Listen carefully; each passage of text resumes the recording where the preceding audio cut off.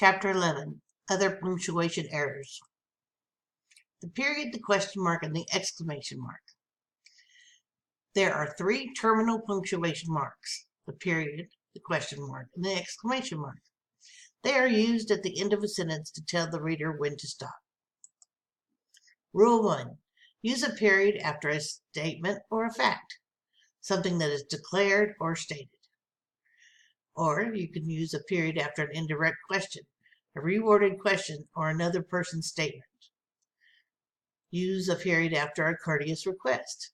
That's not a question, but sometimes incorrectly punctuated as one. A courteous request. When deciding whether to use a period or a question mark, remember, if the person expected to answer with words, use a question mark. If the person is expected to respond with actions, use a period. Example. Statement. They delivered the new furniture on Wednesday. That just tells you what's going on. An indirect question is like B asked if you were available to help. It sounds like a question, but it's not. Courteous request, would you please send this letter today? That's not really a question. They're asking you to do something. Rule 2. Use a question mark after a direct question because it requires an answer. When a sentence contains a series of short questions related to one idea, place a question mark at the end of each question. Within the series, only the first part is a full question, the rest are not. Therefore, capitalize only the first word of the first part.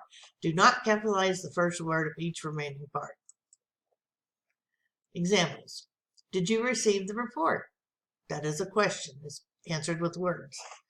An indirect question is, he answered it if you received the report. A series of questions. Do you wish to look better, feel healthy, lose weight, trim inches? All of those mean, do you wish to, and then look better. Do you wish to feel healthy? Do you wish to lose weight? Do you wish to trim inches? Rule 3. Use the exclamation mark after a sentence that expresses strong emotion, excitement, surprise, or urgency. Wow, what a game! Congratulations, you got the job! Fire in the hallway! The semicolon. Within a sentence, a semicolon provides a stronger break than a comma, but a weaker break than the period. Use a semicolon, not a comma, between two independent clauses of a compound sentence when the clauses are not joined by a coordinating conjunction such as and, but, or, nor, for, or yet.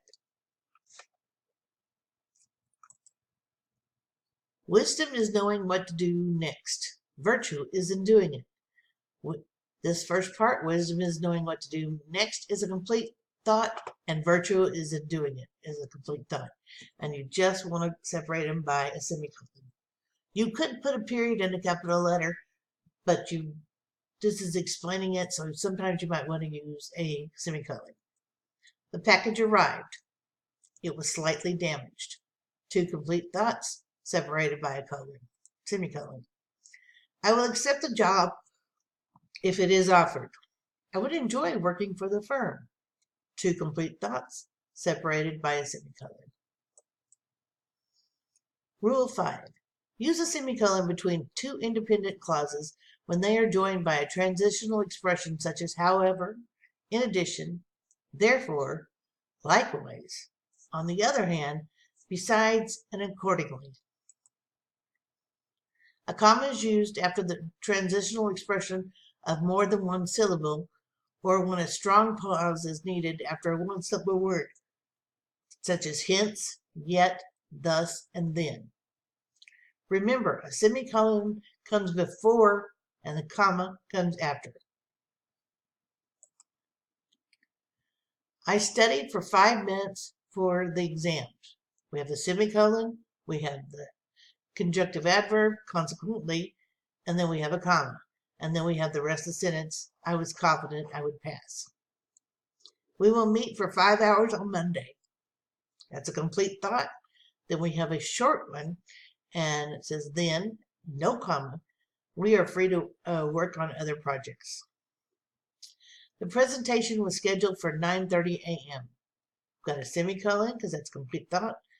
Now we have a conjunctive adverb is unfortunately the speaker missed her flight. Unfortunately is longer, so you do put comma afterwards. Use a semicolon, not a comma, between two or more independent clauses of a compound sentence when the clauses are joined by a coordinating conjunction and when either or both of the independent clauses already contain commas. Examples: hiking, boating, and camping are within easy driving distance from the city, but all these activities require special permits. Okay, because we have commas here, we want to use a semicolon here. Now, some people will put a comma here too. That's called an Oxford comma. It used to be the rule. It is no longer the rule. Claudine was interested in shopping, eating, and dancing, but Ethan was more interested in swimming, camping, and hunting. So here we could normally would use a comma if there weren't commas in between here, but since there are, we need to use a semicolon. Use a semicolon, not a comma, in a series when one or more of the items in the series already contains commas. Example: interviews are scheduled for Friday, May 14th. Then we have a semicolon to separate the dates. Monday, May 31st, another semicolon, and Wednesday, June 16th. The colon. A colon shows anticipation. It alerts the reader that what follows will explain what came before it. Rule 8. Use a colon before items such as a list, a series, or an explanation of what came before the colon. Example: the job requirements are these: experience in working in a medical office, ability to work independently, competence in Excel, and good communication skills. After the colon are exactly what the requirements are, and the first part of the sentence lets you know that that's what's coming. Do not use a colon to introduce a list following a preposition or verb. The colors of the American flag are red, white, and blue. Here we have a verb, are, so we do not need a colon. Do not capitalize lists that are not in vertical form unless each item is a sentence. The group includes Jessica, Tom, Juan, and Mike. Rule 9. Use a colon in the following situations: after the salutation of a letter that uses mixed punctuation, ratios, and between hours and minutes.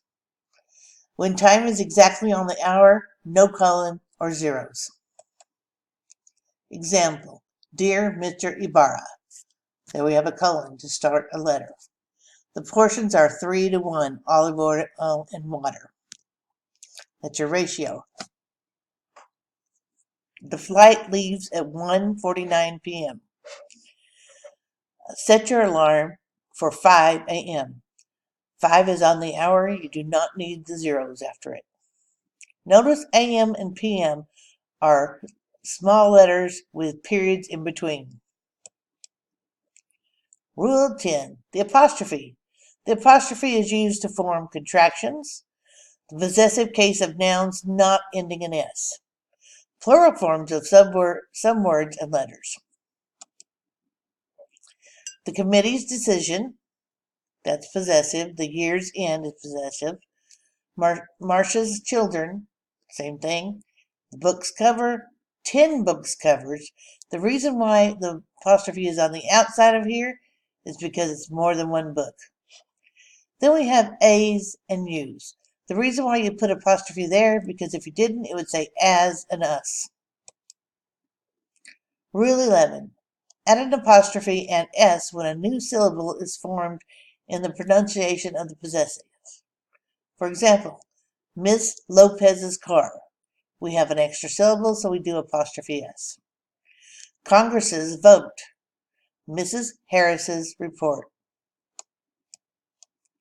Add only apostrophe if the extra syllable will make the word ending in an S hard to pronounce.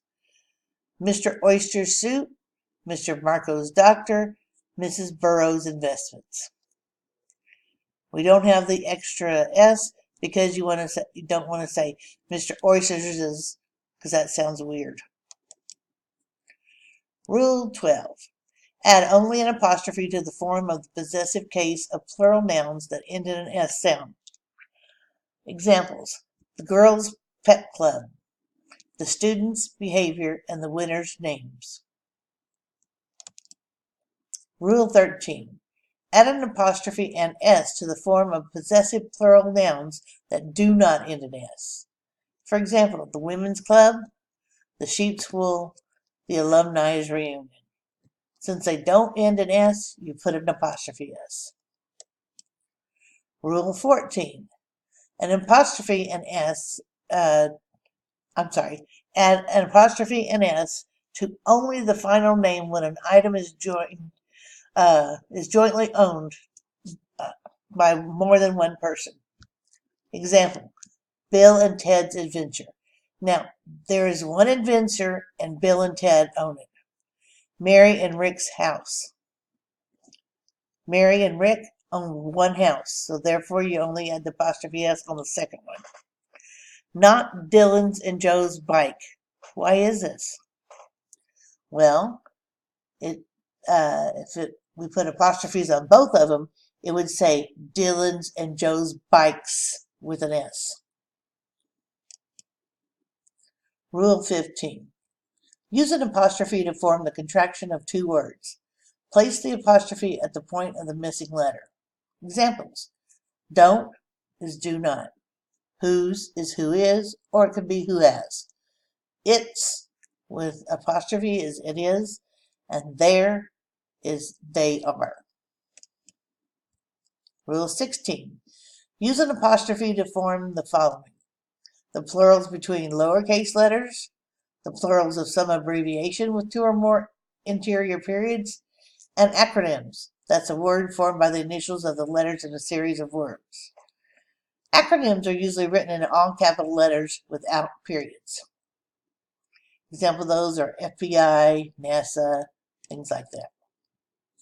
Example: dot your I's, all A's, X's and Y's, MAD, that's Mother Against Drunk Drivers, and SCUBA. And I forgot what that means. Oh, self-contained underwater breathing apparatus. Rule 17. Use the apostrophe as a symbol for feet in measurements. The quotation mark is the symbol for inches. 4 by 8 feet, or 6 foot 2 inches. Underscoring and italics. Both underscoring and italics are marks of emphasis. Italic type is preferred meaning of giving special emphasis to words and phrases, to literary titles and artistic works. With underscore, any space between consecutive words that should be underscored. However, a punctuation mark immediately following a word or phrase is not underscored, except periods within an abbreviation. Rule 18. Use italics or underscores to set off titles of complete literary works, such as books, magazines, newspapers, movies, or plays. Example: I subscribe to Time and Sports Illustrated. We have purchased the DVD of Gravity. Notice how the period is not underlined. I saw The Lion King on Broadway. Rule 19. Use italics or underscore to emphasize or identify special words or phrases. I said I was not going. Where are you going at this time of night? Choose a job that offers medical and dental insurance.